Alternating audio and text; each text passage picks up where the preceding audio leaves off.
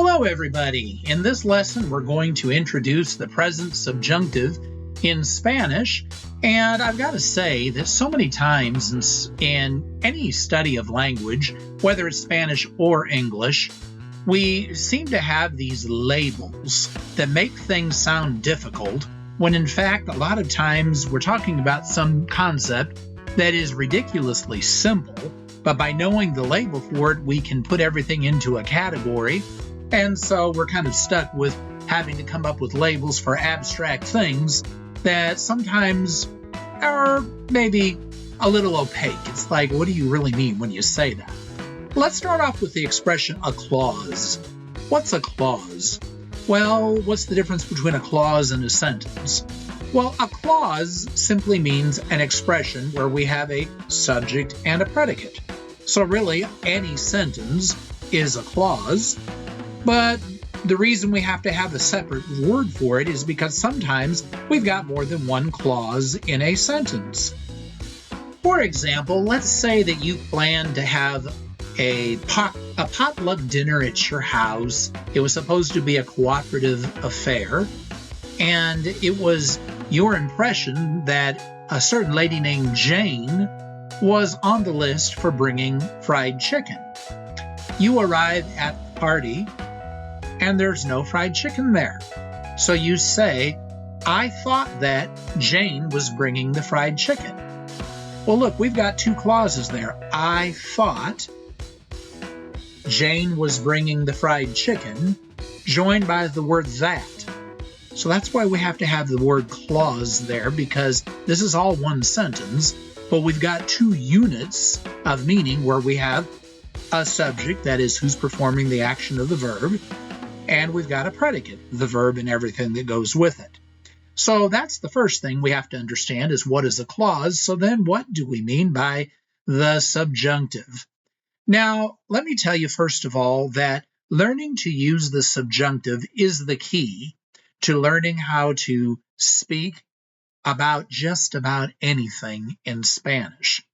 Yes, you have to have the vocabulary, but then you need to have the grammar as well, in order to be able to make more complex sentences, to talk in paragraphs, to be able to put things together. And when we are speaking in Spanish, we jump back and forth between what you've already learned, which is called the indicative mood, and the subjunctive mood, which is what we're going to learn now, quite regularly and quite automatically. So we've got to know what this means. Don't get scared by the terminology. It's really not as hard as it sounds. When we say the indicative mood, we're just stating facts, stating how things are. When we say the subjunctive mood, we're saying that, well, this clause that we're creating is operating under the shadow of maybe doubt, something up in the air, maybe a wish or a desire, but not necessarily reality, or maybe something that we think isn't true. Once again, don't be intimidated by this. As we get into it, it'll all become clear. So welcome aboard. We're going to knock over a major stumbling block for learning Spanish. Now, if you were to look this up in a textbook, you might run into something that sounds like, well, we use the subjunctive when we're talking about something that is contrary to fact. I challenge you, find one person on earth who would hear that expression, contrary to fact, and agree that he or she knew what it meant. It's like, oh, please, come on, we can do better than this. Well, like we said, a clause is a group of words with its own subject and predicate, and when two clauses are joined together by the word that, if the first clause casts the shadow of emotion, I sure hope that, I'm afraid that, I'm glad that, or doubt, I don't believe that, I don't think that, I doubt that, or desire, I want, I wish. How about hope? I hope that, I sure hope that, or even uncertainty. I'm not sure that, I'm not convinced that, it doesn't seem to me that. These types of expressions in the first clause are going to cast a shadow over whatever follows it, saying that it's up in the air. It's not a certainty. It's not really a reality. If I say, I hope that he has my money, I don't know if he has it or not. It's up in the air. If I say, I'm not sure if she's at home, well, since I can't say that she's at home. I'm saying I'm not sure about it. So see, these are all what we call subjunctive triggers, an expression in the first clause that casts a shadow of doubt, uncertainty, emotion, desire, something like that on the second clause. Even expressions like, it's important that, it's possible that, it's probable that, all of these are leaving some shadow of doubt, something up in the air. So that's when we use the subjunctive. We also use the subjunctive to make any commands other than the positive tu commands. This would be positive or negative commands for tu, usted, or ustedes. Like I said, we've already learned positive tu commands, so they have a separate category. But for negative tu commands to tell somebody not to do something, or positive or negative commands for usted or ustedes, we would always use the subjunctive for these.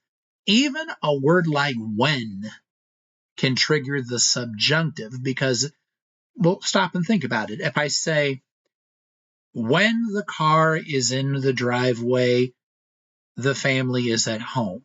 There's nothing uncertain there. There's nothing in the future. But if I say, when the family gets home, knock on the door, we don't know when the family's going to get home. So we'd have to use the subjunctive with that. Now, don't get nervous. We're going to take all of this a little bit at a time, and we're going to learn how to navigate this very handily. And by the time we get done, you'll be experts on when to use the subjunctive. So right now, just relax. It's not as hard as it sounds. It's just new. That's all. So with all of this talk about what the subjunctive is and what it's going to be used for, how do we form it? Well, fortunately, it is very easy to form the present subjunctive in Spanish. You know how every Spanish verb is either an AR verb or an ER verb or an IR verb, and you've had to learn that for the indicative tense, you've had to learn those endings that, well, AR verbs take o, as, a, amos, on. ER verbs take o, es, e, amos, en. And IR verbs take o, es, e, emos, en. Well, this is what we're going to do.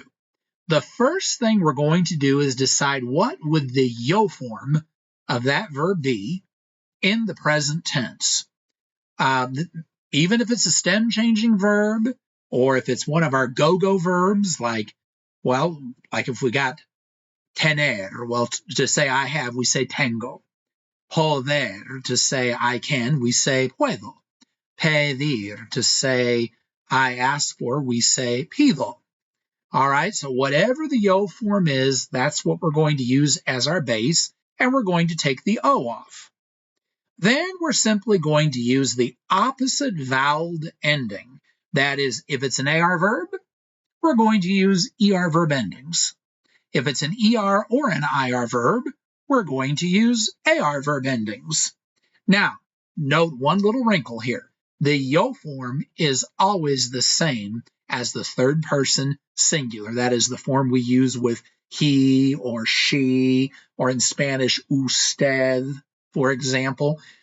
All right, that's always going to be the form that we use for the yo form in the Spanish subjunctive. So yes, we'll have to have some context to tell us whether we mean I or we mean something third person singular. But it's really very easy to form. Let's look at a few examples. So hablar, we're used to conjugating that. Hablo, hablas, habla, hablamos, hablan. I speak, you speak, he speaks, we speak, they speak. Well, now we're going to make it hable, hables, hable, hablemos, hablen, the opposite vowel ending. Comer, on the other hand, is an ER verb. We learned to conjugate that. Como, comes, come, comemos, comen. Well, now we're going to make it for the subjunctive. Coma, comas, coma, comamos, coman. Abrir means to open. It's an IR verb. We learned to conjugate that. Abro, abres, abre, abrimos, abren.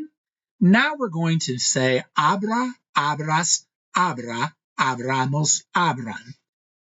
Let's look at a few more. Remember the verb tener? Tener means to have. Well, that's a go-go verb. So to say I have, we say tengo. Other than that, it's an E to IE stem changing verb. Tienes, tiene, tenemos, tienen. Well, all we're interested now to make the subjunctive is what was the yo form. The yo form was tengo. Well, I'm going to take that A off. I'm going to take that O off. I'm going to put my opposite vowel endings on it. So since this was an ER verb, then my endings are going to be AR verb endings. Tenga, tengas, tenga, tengamos, tengan. Let's look at venir. The same situation. Venir means to come. In the present tense, it's a go-go verb. So we say vengo. But then other than that, it's E to IE stem changing. So vienes, viene, venimos, vienen. All we care about is what is the yo form? Vengo. I take the O off, and since this is an IR verb, I use AR verb endings. Venga, vengas, venga, vengamos, vengan. The verb hacer means to do or to make. Well, in the present indicative, it was a go-go verb.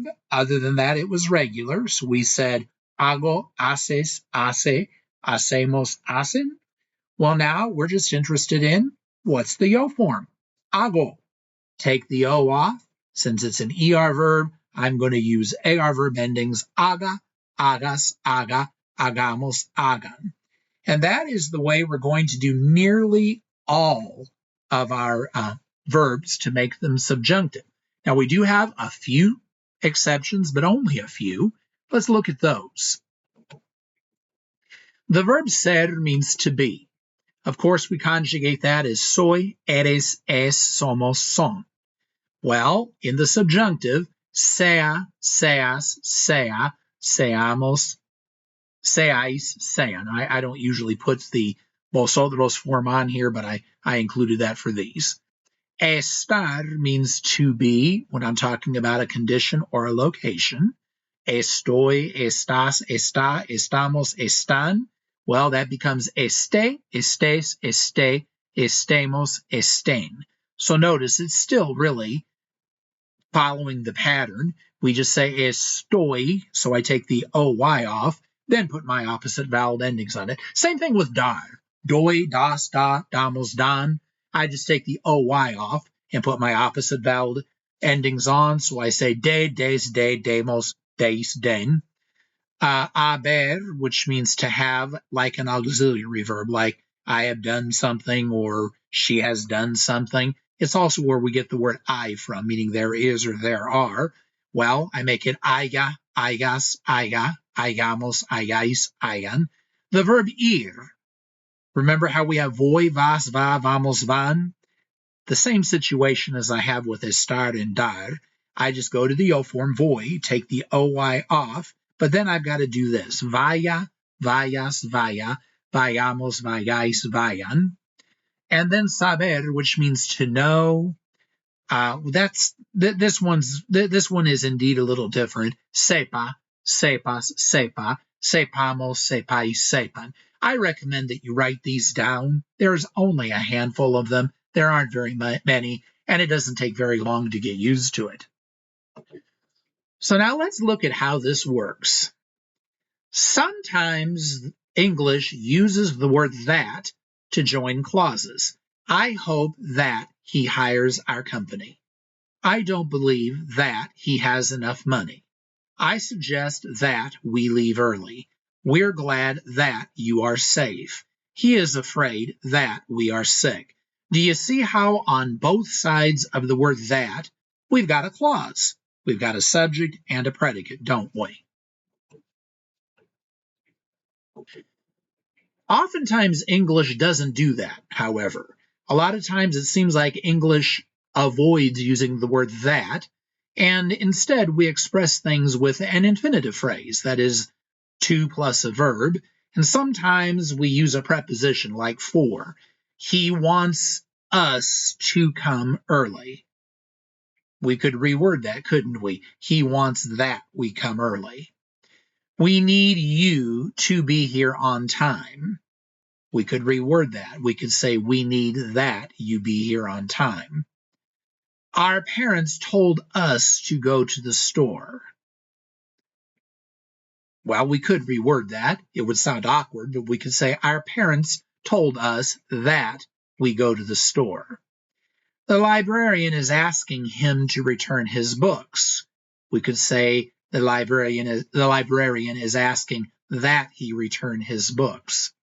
In Spanish, we're going to convert all of these into two clauses joined by the word que, whether we naturally do it in English or not.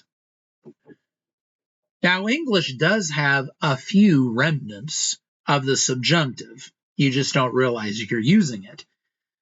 I say, I was a lawyer in my previous profession. Usually the word was comes with the word I. But I'd say, if I were you. Why would I say if I were you? Because I'm not you. See, this is where the subjunctive comes in. Typically, I'd say God blesses those who serve him. But if I want God to bless you, I say God bless you. I don't say God blesses you, but God bless you, because I'm expressing a desire that God do something. I suggest that he come to the office. Well, usually we say comes with the word he. He comes to my office every day. He comes to talk to me. He comes to bring me the news. Well, I suggest that he come to the office. Even in English, see, we're using the subjunctive. We ask that he not do that. Typically, we say does with he. He does this, he does that. But when I put it in this kind of a construction, we ask, that's my first clause, that he not do that. In English, we use the subjunctive. He demands that I be present. Usually the form of the verb to be is am. I am present. But he demands that I be present. So even in English, we do have a few remnants of the subjunctive that we still use in everyday speech. Now, I love it when we've got a nice handy acronym to tell us when to use anything in Spanish, but especially when to use the subjunctive. Think of the word weirdo. Right now, you're probably thinking, yeah, that's really what I think about the subjunctive. It's not as strange as it sounds, but I want you to think about it. Let's use the spelling of the word weirdo to give us an acronym. If the first clause is expressing wishes, emotions, and impersonal expressions such as it's important that, it's good that, I'm afraid that would also be an emotion, a recommendation,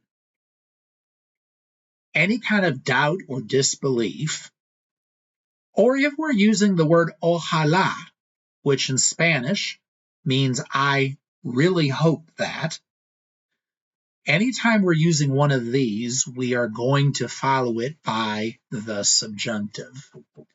Let's look at a few examples. I don't believe that he is sincere. He is sincere would be él es sincero. But when I've got I don't believe that, casting a shadow of doubt over his sincerity, I say no creo que él sea sincero. I want you to work tonight.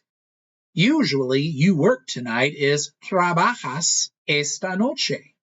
But I've got quiero, I want, casting a shadow of wishes over that working tonight. So I'm not saying that you are working tonight. I'm saying I want that you work tonight. Quiero que trabajes esta noche. It's good that she is home. Well, she is home would normally be ella está en casa. But when I have this impersonal expression, it is good that, es bueno que, casting a shadow of, I guess, emotion, we'd say in this case, over her being at home, then I change that to esté en casa. Es bueno que ella esté en casa. I'm glad that you are here. Well, usually you are here is estás aquí. But since I've got the first clause, estoy contento de que, I'm glad that, casting a shadow of a wish, or of an emotion, I should say, not a wish, but an emotion, over you being here, then I change that to estoy contento de que estés aquí. God bless you. Usually, if I were to say God blesses you, Dios te bendice. But if I want it to happen, I say Dios te bendiga. That desire is casting a shadow over the second clause, and so I change it to the subjunctive. Now, I've just given you the big 30,000-foot overview over the subjunctive here. I did this to try to help orient you to what you're getting into. Trust me when I say that we're going to study this one little section at a time, make one little inroad into it at a time. It really will not be as overwhelming as it might seem at first. But I did want to, once again, give you that 30,000-foot perspective so you could see where we're going with this. I hope this helps you to just kind of get oriented and kind of grasp the lay of the land where we're going with this. As we study the subjunctive and you get used to using it and working it into your everyday expressions, I recommend that you come back and watch this video again. After you've studied for a little while, it's going to make even more sense to you than it does right now.